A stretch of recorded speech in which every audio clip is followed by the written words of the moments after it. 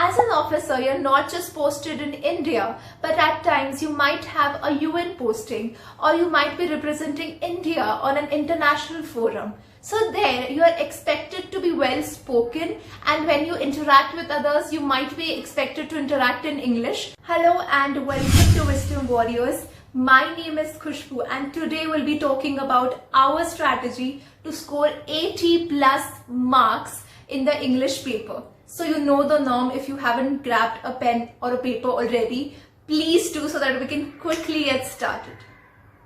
So the very first thing that I would like to clear is that you do not have to be a good English speaker in order to score good marks in the English paper. If you want me to repeat it again, you do not have to become a good English speaker in order to score good marks in the English paper. Let me simplify this for you. See, becoming a good communicator and having the hold of the language are two different things. You might be someone who can communicate in their own language, maybe in Punjabi or Hindi very nicely, but when it comes to English, you might fumble a little. So that does not make you a bad communicator, but that makes you weak in that X language. I would request you all to not come from a place of underconfidence, that just because you might not be able to speak English very fluently, that is actually going to affect your written paper, because this is a very diversified paper. UPSC asks about your comprehending skills, about your understanding of the subject, about you knowing the grammar well, and we'll also discuss why these things play a part when you actually become an officer later on. Please put it in your heads that the English paper is equivalent or a little more than the GS paper. I'll explain it to you in a bit why I'm saying so. See, as an average individual, the maximum marks plus minus 5, what you can score in English is 80 and what you can score in GS is 40. So English is giving you double marks of what you can do in GS, right? But as humans, we have a tendency to deal with things that are more tough to us, that seems more difficult to us, and we have a thing in our mind to succeed it. However, we tend to forget what is the subject that is giving us more output. Nobody tells you this, but it is the English paper that actually clears your exam and not the GS one. The GS paper is like the brownie points that you get to clear the exam. Okay, to summarize, please, for heaven's sake, do not overlook on the English paper. It is as equivalent as the GS one.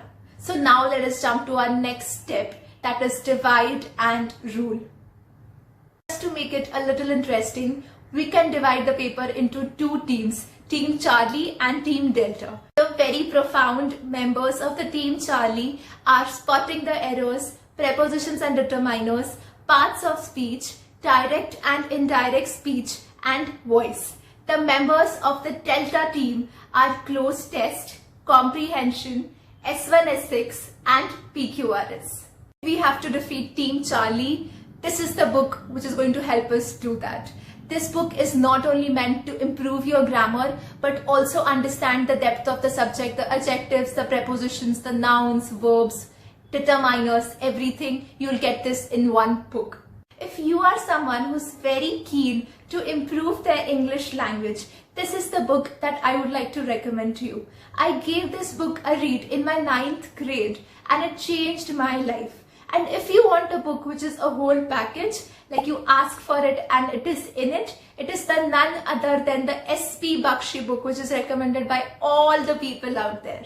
Okay, if we have to now defeat Team Delta, there is no good book available in the market. Then for us, we as a generation has forgotten to read books and boost our imagination. We are so overwhelmed with the movies and the series out there that somewhere our imagination gets stuck, and when we read a paragraph in the exam, you're not able to comprehend it. So in order to do that, in order to get over it, you'll have to start reading books, whichever you like. Might be fiction, might be storytelling, might be a novel, any book, self-help books, anything that you'd like. But please start reading those, start reading newspapers, start reading magazines, but start reading something, because until unless you do, there is no other option. Now let us talk about the topic which has a complete different fan base. It is the synonyms and the antonyms.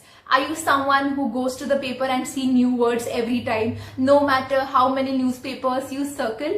You're at the right place, because our team has researched a lot and we have found one PDF which covers all the synonyms and antonyms. It is the Borron GRE list. You can find a copy of it on our Telegram channel. I actually asked my team to dig in deep, and kudos to them, they actually did. I had also been told that these are a few letters which are repeatedly asked in the exam. So you do not have to study A to Z, but you can actually study these letters and still, score good marks in the synonyms and antonyms. The fourth thing is to improve your speaking skills and also improve your hold on the English language. First, let us see why I'm saying to improve your speaking skills. So for instance, as an officer, you're posted to an X area in an X unit, okay? And now you have been asked to deliver a message to your junior. And he might have misunderstood a little bit, which caused a turmoil in the unit. So that is something you do not want to happen. Communication like that is very important, and putting your thoughts out there in a way that other people will understand is actually a life skill. And this life skill is not just limited to SSB, it is going to fuel your entire career as well. The second thing that I've asked you to do is to have a hold on the English language.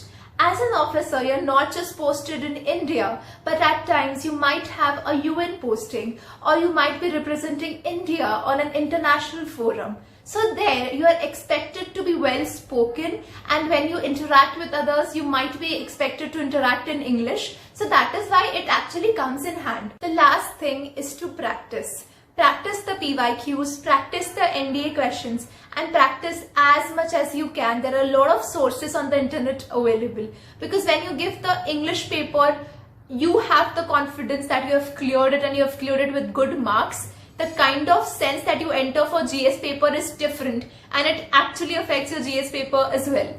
So this was it, you guys. I hope you find this useful, and if you really did, please put it down in the comment section, which will actually motivate us to do even more videos like this. Thank you very much. This was Khushbu. This was Wisdom Warriors.